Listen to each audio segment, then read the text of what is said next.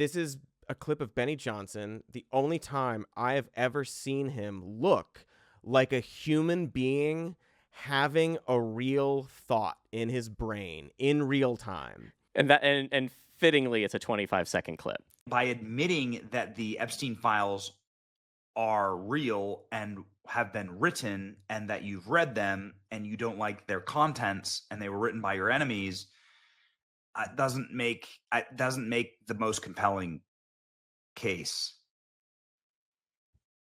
as far as I'm concerned.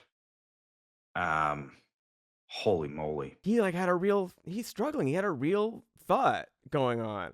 Trump made Benny Johnson's job harder because he didn't even give him a coherent lie to swallow. Exactly. It's confusing. Like, this was what Bondi said, right? That Pam Bondi said was like, hey, there just isn't like meaningful documentation. That the thing that people are saying exists just like isn't. There's no like client list that just is stuff we can publish and go like, up, here's the bad guys, we can get them.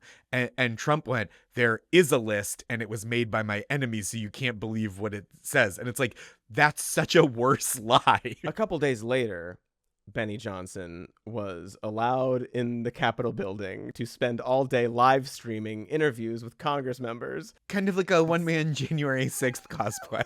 A little bit, exactly. Just like storming the Capitol, getting in there and politely asking questions. About 3 days after this, I'm going to read a tweet from Benny. And this is, I think, why it's not important to watch what he says specifically, but it's interesting. It does sort of lead you to where we are now. This tweet: incredible movement on Epstein files today. The Speaker of the House called for full release of files, an explanation from DOJ. Dozens of members of Congress calling for Ghislaine Maxwell to testify. Maxwell family calling for all evidence to be released. Trump saying twice that the DOJ should release the credible files. Growing calls for special counsel. I'm pretty sure they say like Matt Gaetz should do it. Bipartisan support for release. Massive cultural exposure of satanic predators and elites. The sentence that I pulled out from that instantly was Trump saying twice that the DOJ should release the, quote, credible files. And this is what Benny has been waiting for. When the initial statement came out from Trump, it was like, wait, he's insulting us? He's saying like there's nothing there? But there is, but there's not? What is this? But now, the people around Trump, who seem to care more about finding a narrative for this, every time Trump's asked about this, he's like, I don't know, why do you care about this? Stop asking me.